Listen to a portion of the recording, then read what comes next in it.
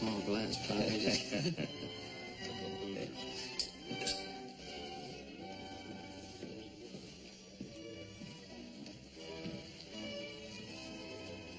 that it is? Oh, Mr. Cartwright. I wonder if we might have a few words together. Certainly, Mr. Endicott. I see no reason why we shouldn't. Mrs. Wright suggests that we use her study.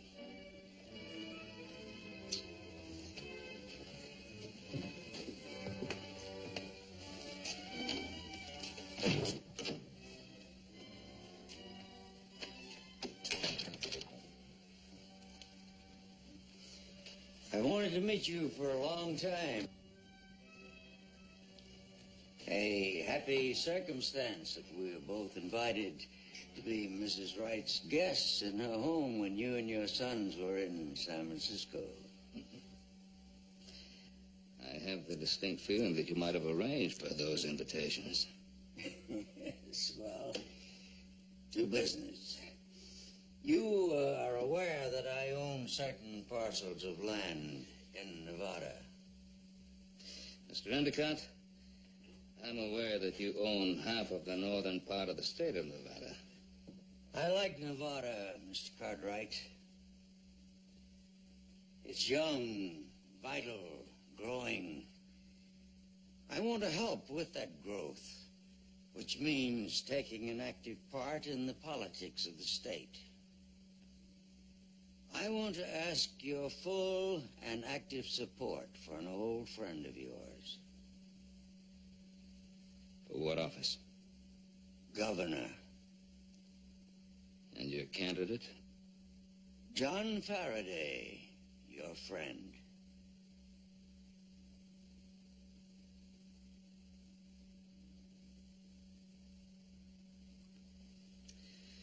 Well, Mr. Endicott, our present governor has served this state capably and honestly.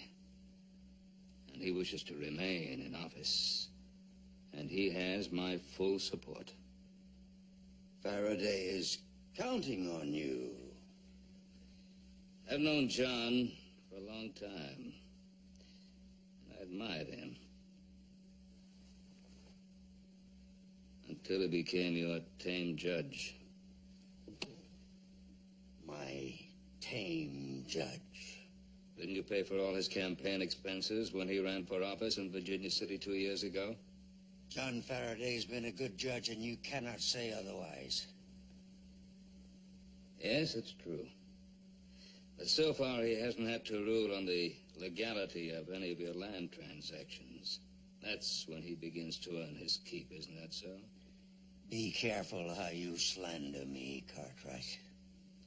I don't consider it slander to say that a man like you wants a governor who will come running whenever you whistle and do exactly what you tell him to. Mr. Endicott, you have a reputation for corrupting everything you touch. Now you want to control a governor so you can corrupt this state. You're not going to do either. I promise you that. Is this a declaration of war, Cartwright?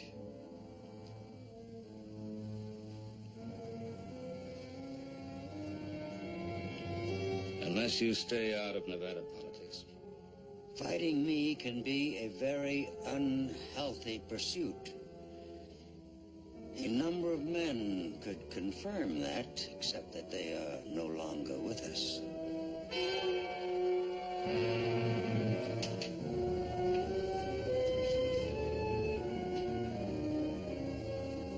Are you threatening me? Make of it what you will. But don't get in my way.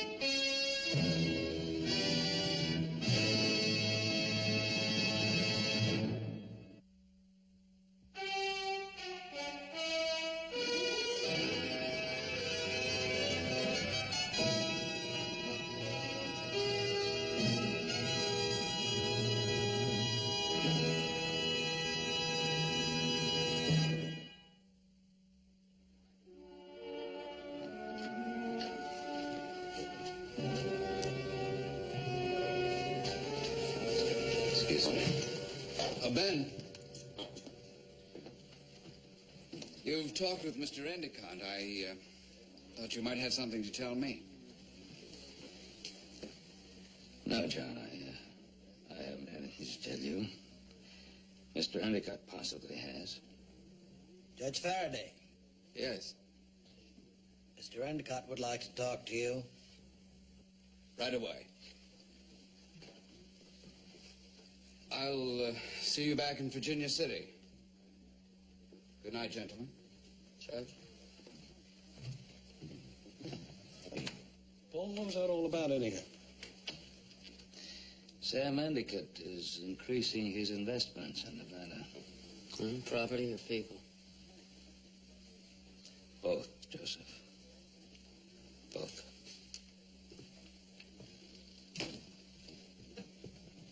I thought you said Ben Cartwright was a friend of yours. Well, he is a friend of mine. I thought he was. He will not support you. Did he say why? Ben Cartwright has ambitions of his own. He wants to sit in the governor's chair. But he's never held an elective or appointive office. He wants to be governor. He asked for my support. I turned him down. He's too arrogant, too self-seeking, not the right man at all. I've never thought of him that way, but yes, sir. With Cartwright against you, it'll be a tougher race, but you'll win. On your way out, ask Mr. Broom to come in. Of course.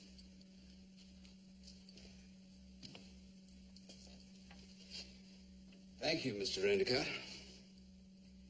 If I do win, I'll do everything in my power to be the kind of governor... Never mind. Save the speeches for the campaign. Mr. Endicott wants to see you.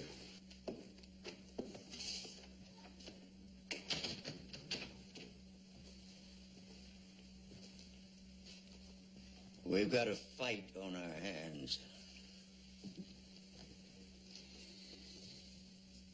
Cartwright is tougher and better informed than I thought he could be. It's an error in judgment, Broom. And Faraday? Is he still in the bag? He'll do as he's told as long as he can convince himself that it is for the common good. But that's only half of our problem. Cartwright is going to search for ammunition with which to fight us. If he digs deeply enough, he might discover our plans for the development company. If he does, we'll buy him off. Not a chance. Ben Cartwright is a highly moral man. Well, that kind comes a little more expensive. We'll make him a partner. He wouldn't listen to that for 1 minute. Well, there's only one answer. Not so fast. The nominating committee meets in Carson City in 20 days. Without Cartwright's support, Faraday couldn't be nominated for dog catcher. If Cartwright endorses Faraday... No contest. Faraday wins going away. But then Cartwright isn't going to change his mind. So we can't win without Cartwright's endorsement. That means we will get Cartwright's endorsement one way or the other. Dead or alive. As I said, there's only one answer. You will leave in the morning for Carson City. The hotel? Cattleman's Hotel. You rent the biggest suite. Hire whomever you need. You start this campaign with the biggest fanfarade possible. Done it many times before. Do you, have a man to take care of, get one.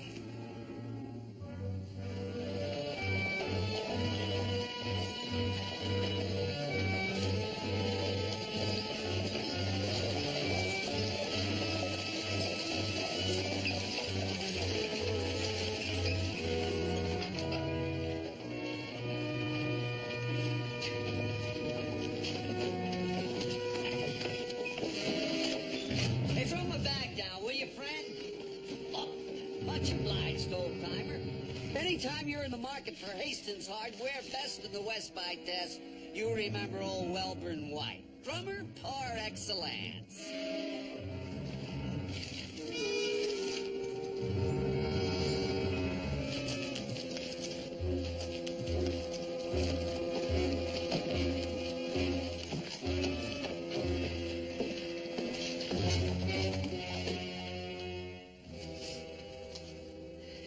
I can read your unspoken thoughts, Mr. Broom. You're thinking that I don't look like somebody you'd hire to kill a man. You don't look like a man I'd hire to hold a horse. One of my greatest assets, sir. You just think about it for a minute and you'll see that I'm right. You know something? I never go anywhere without these catalogs. They're my passport. Take me anywhere I want to go, no questions asked. See, I sell hardware. That's my cover. The hardware I sell is very real. I'll sell you 1 2-penny nail, 40 horse collars, or 100 gross of axes. Now I carry another little book that I only show to special people, like yourself. Go ahead, open it up. Prominent Denver attorney found dead. No clues. I'm going to turn the page.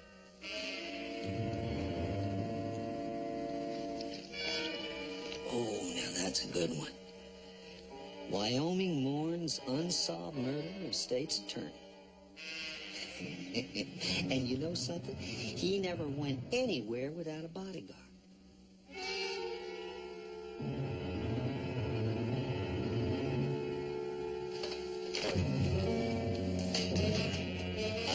Here's your advance.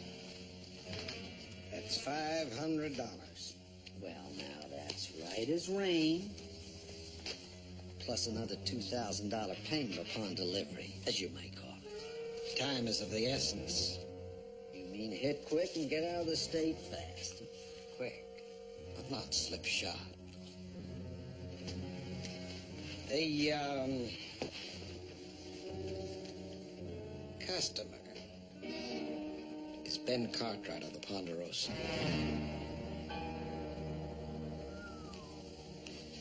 You pick 'em big, mister. Not too big for you, Mr. White? No, sir. They all fall down when they're hit by a 44.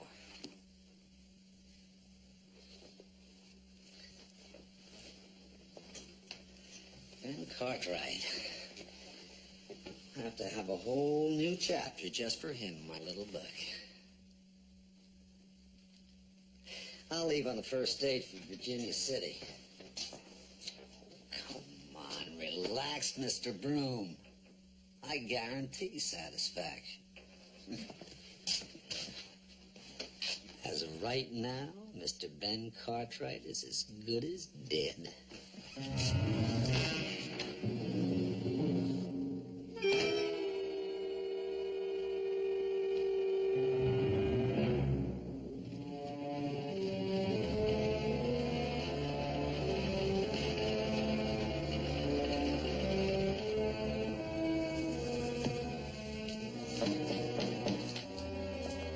Come in. Spare a few moments? Of course. Court doesn't reconvene for another 10 minutes. Part of a judge's obligation to be available to the public. Thank you. Sit down.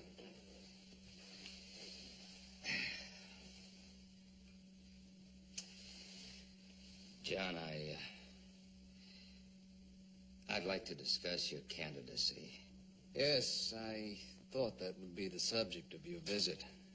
Well, Ben, would it help if I assured you that I did or said nothing to influence Mr. Endicott's choice of a candidate? I didn't come here to pass judgment on you. Well, then why did you come, Ben? Certainly not to offer me your congratulations or your backing. No, wait. I don't blame you. If I were in your shoes, I'd probably feel the same way. You must have had your heart set on that nomination. And then to be turned down by the man who could help you most, well, believe me, I can understand your disappointment. Wait a minute, Judge. I don't resent your candidacy. It's your backing that concerns me. And I think it should concern you too, John. And let's get a couple of things straight. I never sought the nomination. But if I did, Endicott would be the last man in the world I'd ever turn to for help. Well, if that's your story, Ben, I won't argue. If you want to save face, that's your business. Only don't expect me to go along with it.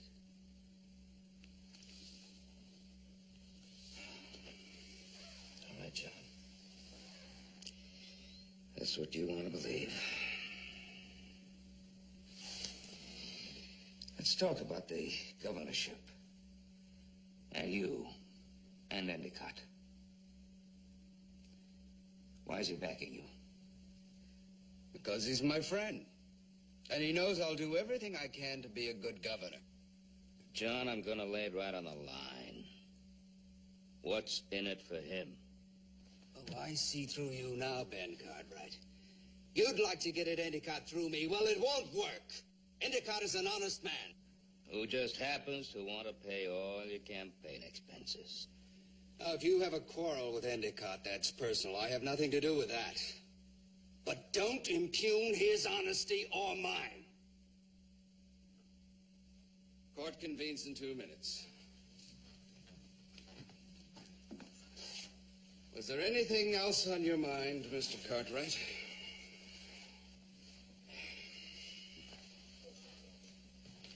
No, I guess not.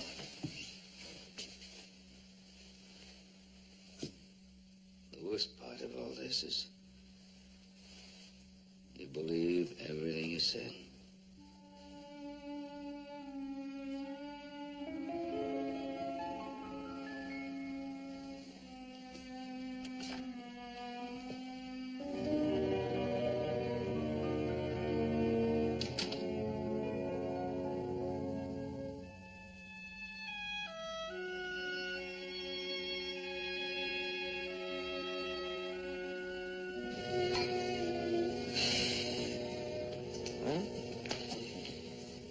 Plenty of people to listen to us. The problem is, what do we tell them?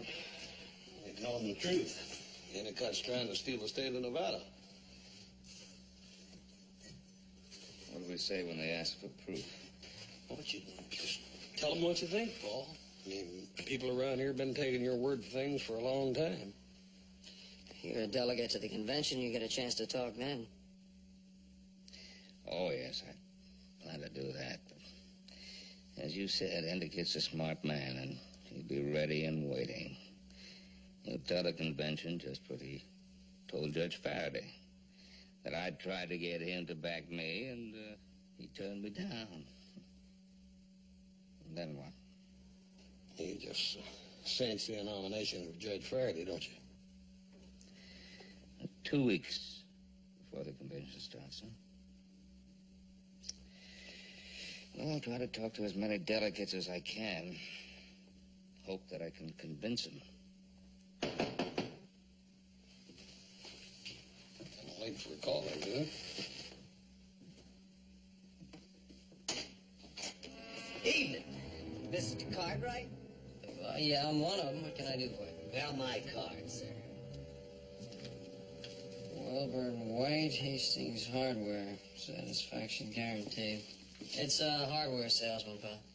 Well, Well, have the gentleman come in. Right this way, sir. Much obliged.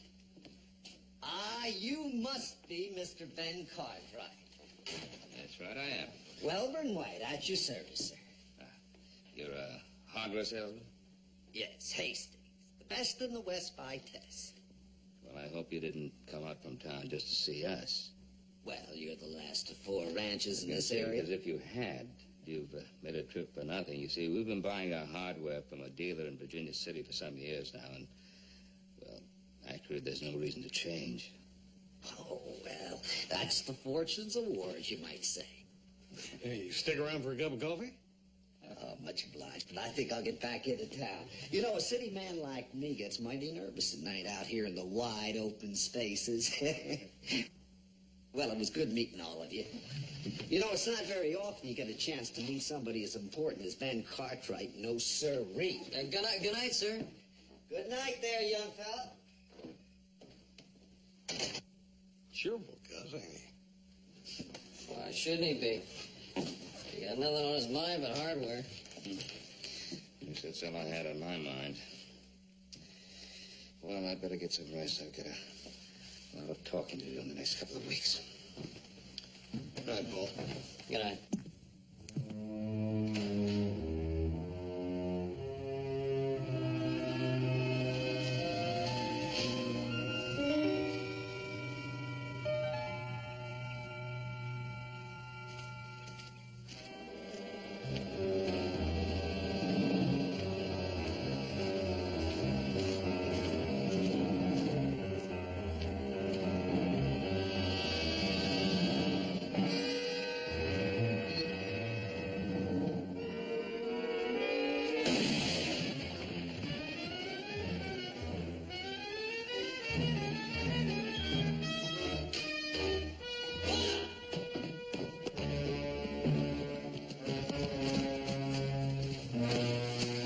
How bad is it?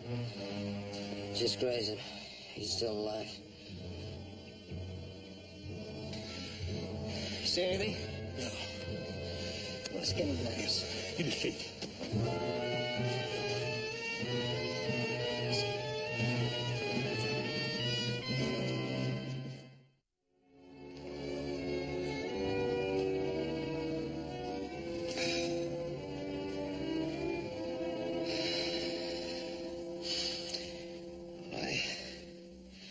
I think there are probably some men who might want to see me dead.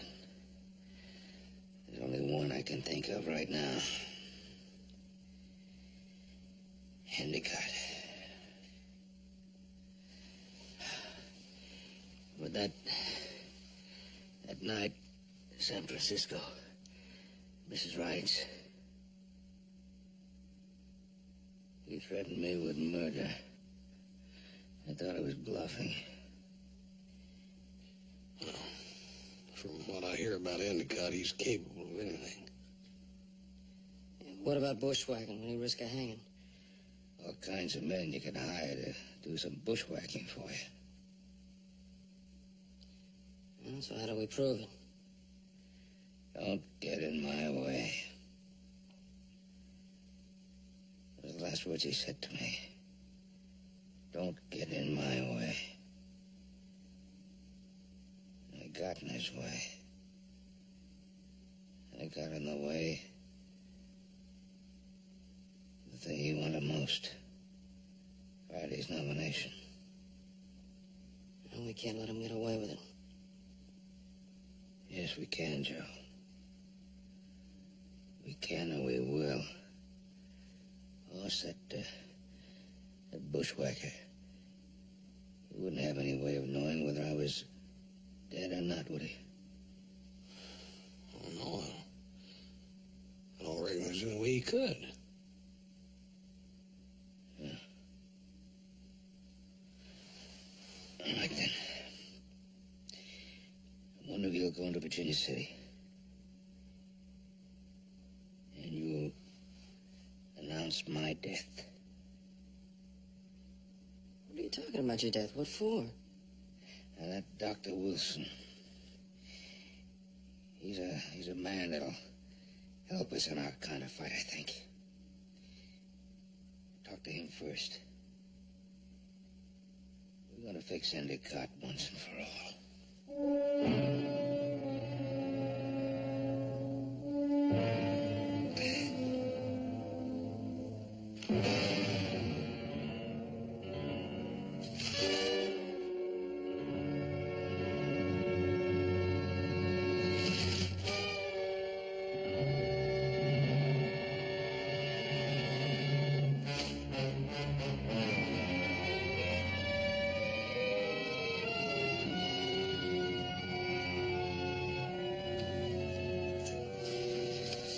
I just can't get used to reading my own obituaries.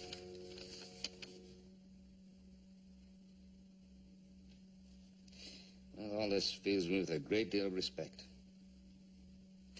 I had no idea I was such a wonderful person. Paul, you don't suppose them fellas might be stretching a little?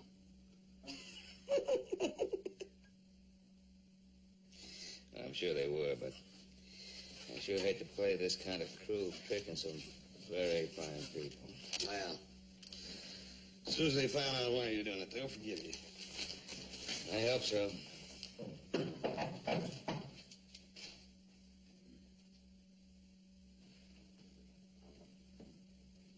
Hey. Just can't even do a batch of mail.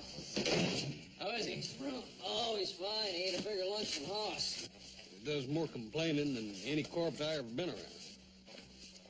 I wish you fellas would stop talking about me as if I weren't here. Sorry about that. There's a lot of excitement in town. They found the bushwhacker. They did? Coffee thinks so. It's a man named Briggs. Briggs? I don't know anyone named Briggs. Well, that figures. A hired gun Endicott brought in to kill you. He may be a hired gun, but he looks more like a saddle tramp. His horse had a nick in one of his shoes. Sheriff Coffey found hoof prints to match it near the barn. And there was a rifle cartridge there, too. Has he confessed? Not yet, but he had $200 in his pocket. He admits not having worked for 3 months, but he claims he won in a poker game. Well, it should be easy enough to prove if it's true. No, not so easy. It was a two-handed poker game in a hotel room.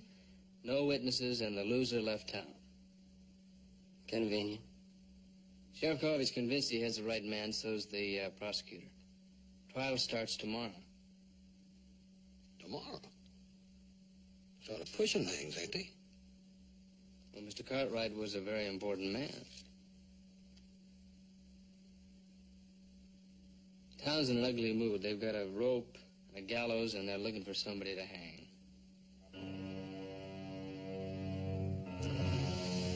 That sure changes things. Well, that convention starts in 5 days anyhow. There ain't no way they can finish that trial up by then. I wouldn't count on that.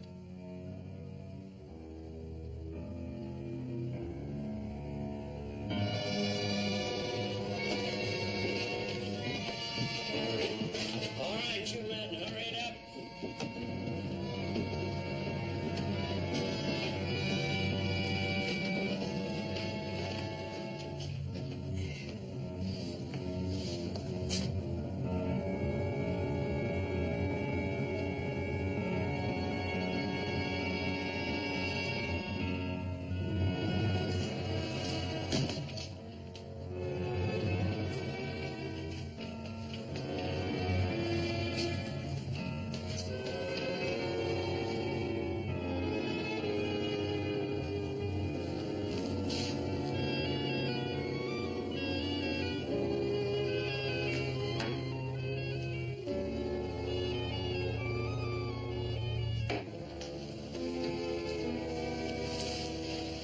So sorry you have to leave.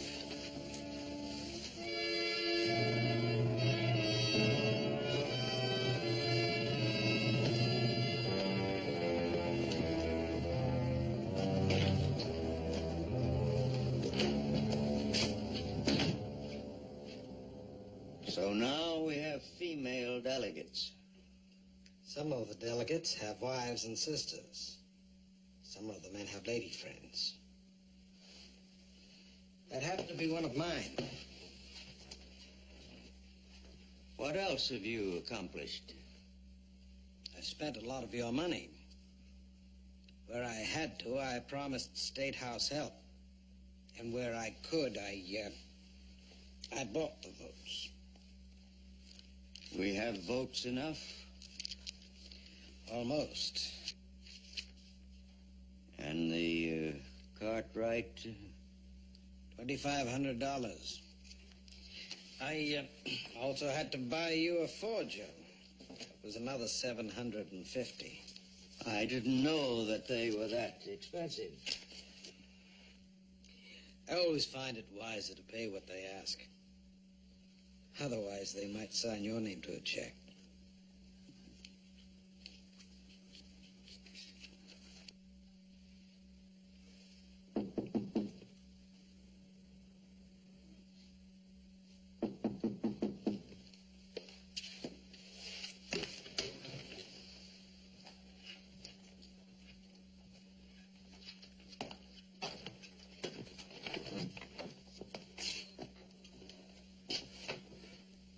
Aren't you going to invite me in, mister? What are you doing here? According to our agreement, you were supposed to get out of the state and stay out. That was until I found out who I was working for. You're working for me.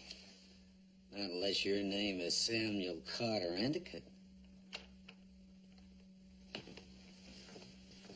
It's all right, Broom.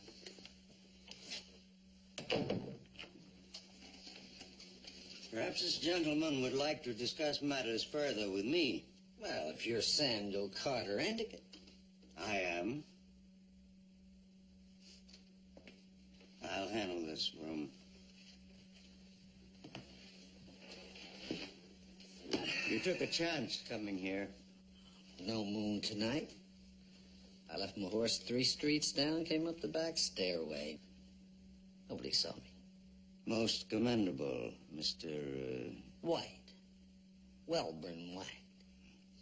I take it that we are indebted to you for all the evidence leading to the arrest of the cowhand Briggs.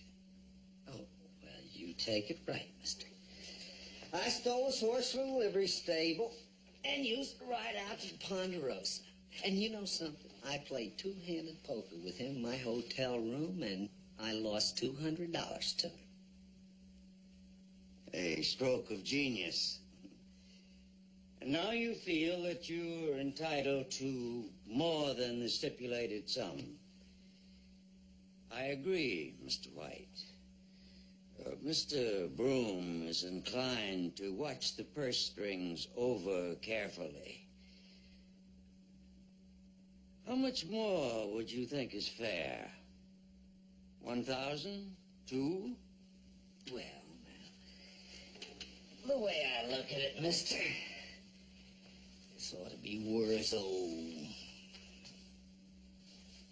let's say $10,000 a year minimum. A year, did you say? Are you saying that you expect an annual honorarium? Well, man as important as you, I have a lot of people on your payroll. But I don't imagine you got anybody with my, particular talent. Touché, Mr. White. I admire your business acumen. You, obviously have studied the pros and cons, weighed them carefully, and you have decided that I cannot afford to turn you down.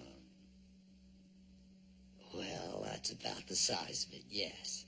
So you have rightly come here, without anyone seeing you, to make sure that I make sure that you don't talk. And it would be churlish of me to disappoint you.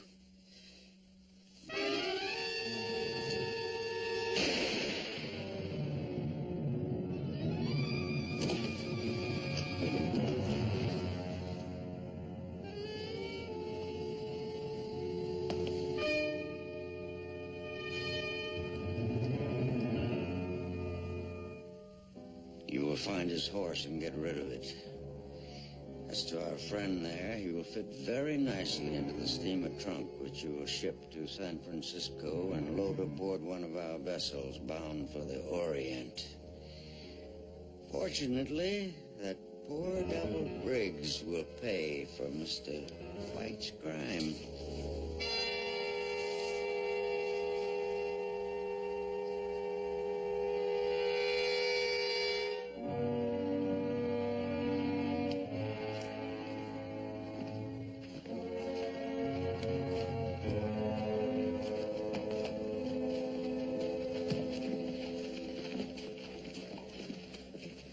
I never seen a man convicted so quick on circumstantial evidence before. This town's in an ugly mood. You saw they were looking at the jury. If they'd have found him innocent, they probably would have tarred and feathered him. Or worse. I just can't imagine them hanging him so quick. Tomorrow, I've never seen it set so fast. Well, I'm no authority on hangings, but I don't know what else Judge Faraday could have done. If he'd have kept that man in jail any longer, they'd burn down the jail and him in it. And the convention starts tomorrow. Well, I'm going to get back to the ranch and give Pa the news. Right. I'll see you later.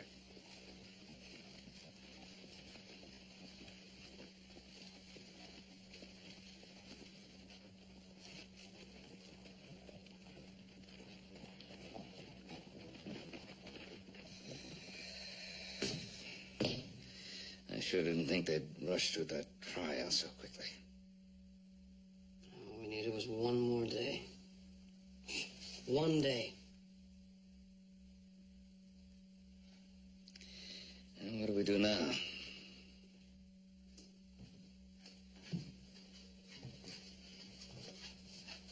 The governor. He could stop the hanging. Yeah. Yes, he would. I'd have to show myself to him. And Endicott would now. One whole day before I want him to. The only thing I've got going for me is the surprise of showing up at the right time.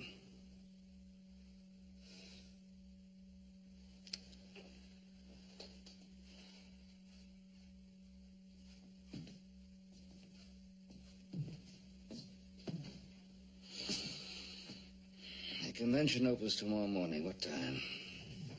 10 o'clock. What time's the hanging scheduled for? 10 in the morning.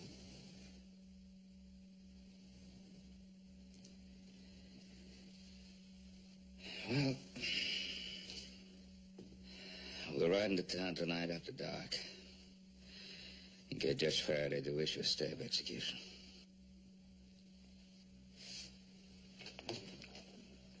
He's Endicott's man. What other choice do we have?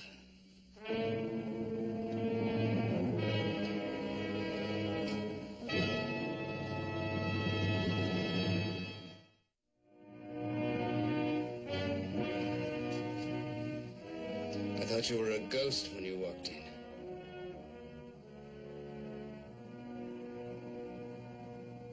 I thank God you're alive. So do I. But the rest... Ben, your accusations are wild. Totally without foundation. Well, I'll say it again. Sam Endicott hired an assassin to kill me. All right. I believe there was an assassin. But I don't believe Sam Endicott hired him. Well, who else would want to see my pa dead? I think your father will admit he might have other enemies than Endicott. But who else would want me dead now, at this particular time, just before the convention? It's conjecture, supposition. Ben, can you prove any of these things in court? Not at this time. Well, then your accusations are pure slander. Mr. Endicott can sue you for everything you own and win. I know that. But given time, I think I can force Mr. Endicott to expose himself. I'll never believe Endicott had anything to do with it. Well, if Pa didn't believe it, why do you suppose he pretended to be dead? To get even with Endicott. For what? For backing me as the candidate in place of him. I told you before, I'm not a candidate now, and I never have been. Endicott said you came and asked him for his support. You've known my father a long time, Judge Faraday. Have you ever known him to lie? All right, Endicott exaggerated. John.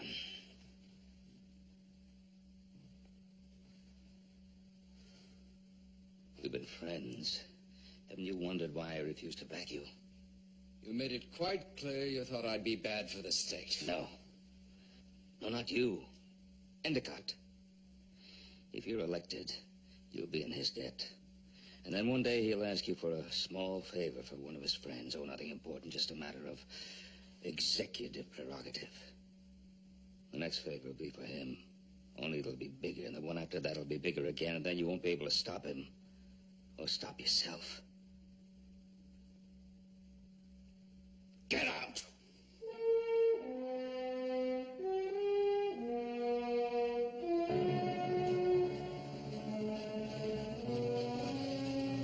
Get out and leave me alone.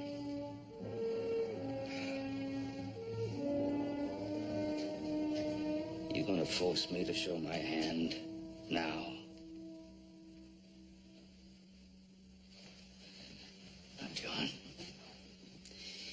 do you really think that I would use my own attempted murder in self-interest? Do you really believe that I could play this kind of trick on all my friends? And if I'm wrong, if Sam Endicott is innocent, by tomorrow night I'll be the laughingstock of Nevada, and you'll be governor. But suppose I'm right. Just suppose I'm right. I came here tonight to show myself to you. To save Briggs from hanging. But if Endicott finds out about this, he'll announce to the world that I'm alive and guilty of the worst, the dirtiest political hoax ever pulled in this state. If you issue that stay of execution now, without giving any reasons, you'll give me time to prove to you, to everybody, that Endicott is everything I've said he is. If I'm wrong, you win. If I'm right, you lose. But you'll have done the state a great service.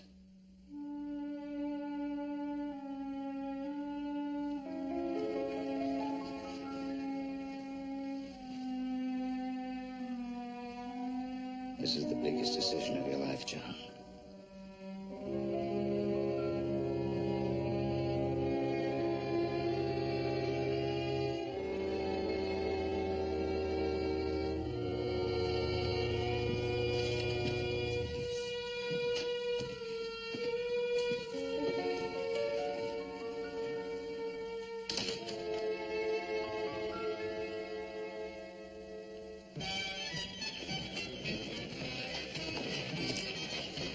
Gentlemen? Hey, Bob. How are you? Say hello to the wife, will you? How are you? Good to see you. Yeah, good to see you again.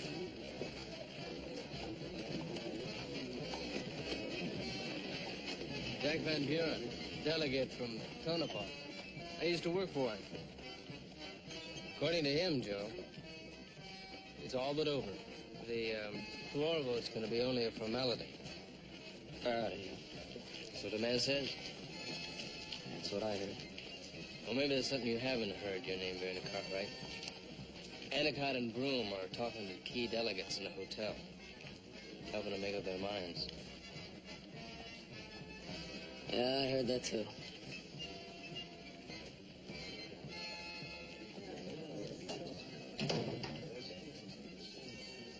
Hi, how are you?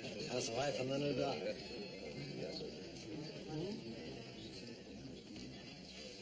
Jim? Oh, yes. Mr. Endicott would like to talk to you now. Fine.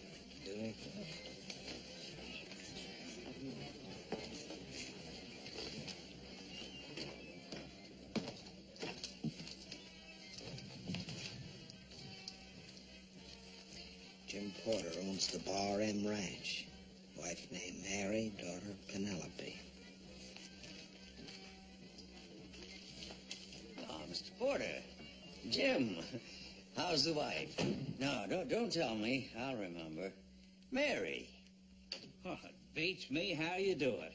We only had an opportunity to say howdy, and that was 6-7 months ago. Well, a man likes to remember his friends.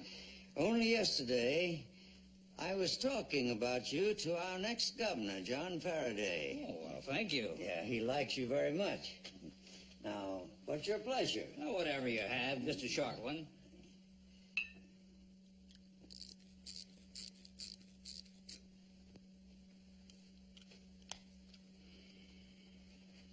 I'm complimented you picked me. I had to pick someone I could trust, Senator. I only wish I could be of more help. I believe everything you told me, but not all the delegates know you as well as I do. And I can't prove a word of it.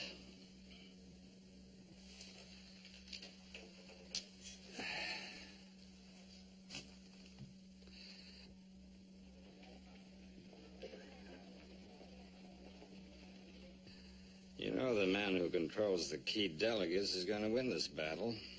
Gentlemen delegates, your friend and mine, the Honorable Samuel Endicott, would like to say a few words. Thank you, gentlemen. In a few minutes, the convention will convene, and the serious business of nominating our next governor will begin. Before that happens, I want to read to you a very important letter from a very important man. The late Ben Cartwright was my friend.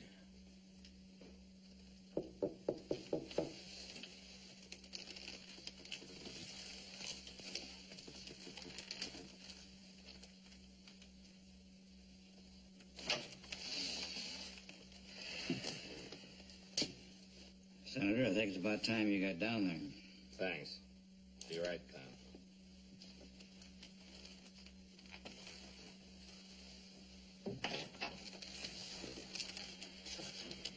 Well? Good luck. I now speak for Ben Cartwright. I read to you from a letter that he wrote me the day before an assassin's bullet ended his life. I can think of no man better fitted to govern Nevada than our mutual friend, Judge John Faraday. Gentlemen, Ben Cartwright never wrote any such letter.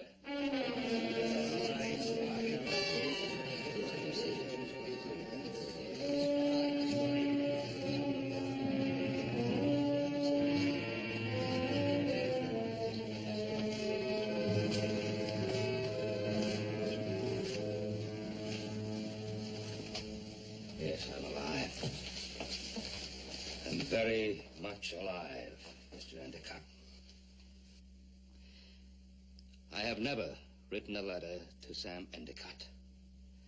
I never put any recommendations on paper. I'm afraid Mr. Endicott has lied to you.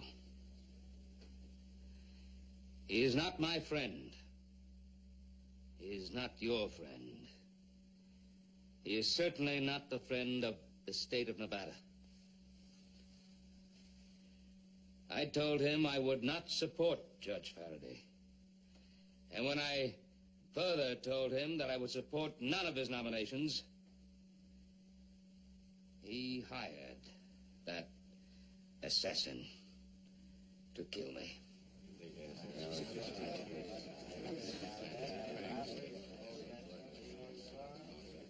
I'd like to see that letter.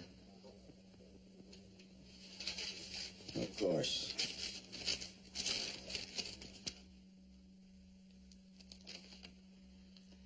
This isn't even a good forgery.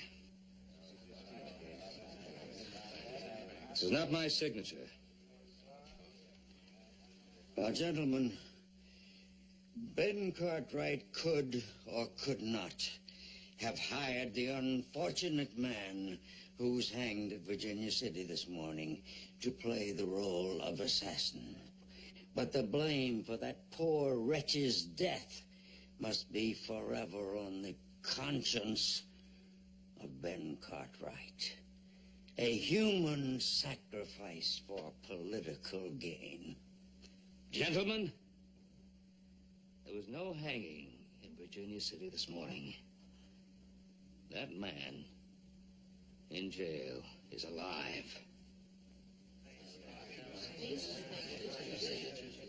And the stay of execution was ordered by Judge Faraday himself. Now, gentlemen, the moment of decision. On the one hand, a governor who has served us honorably and well, and who deserves our continued support. On the other hand, a puppet controlled by Mr. Endicott and Mr. Broom, two scoundrels who've corrupted everything they've ever touched, and who will stop at nothing, not even murder, to get what they want. The future course of our state, the future course of the state of Nevada will be decided today in this room. Now, gentlemen, you can let Endicott and Broom loot and destroy our state, or you can stop them in their tracks. Your vote is the only weapon you need.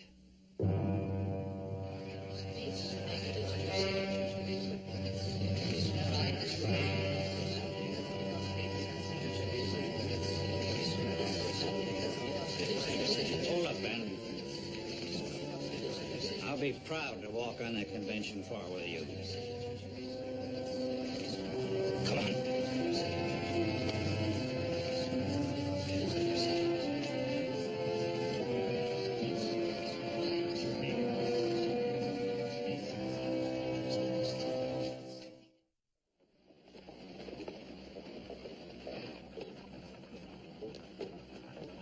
Well, Ben, how does it feel to win on the first ballot?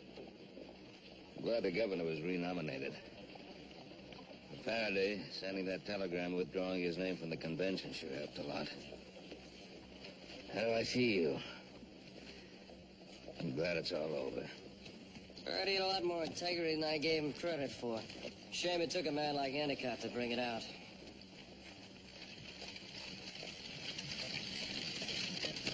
Well, friend Endicott's finally given up the ghost.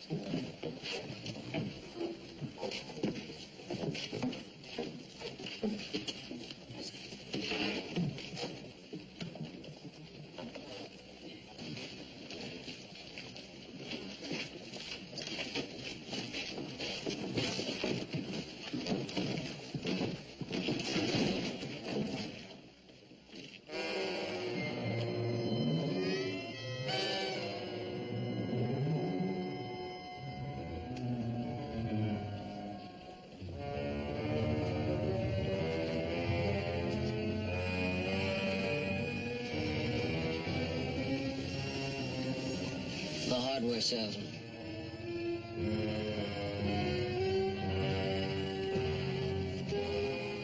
Andy, get the sheriff.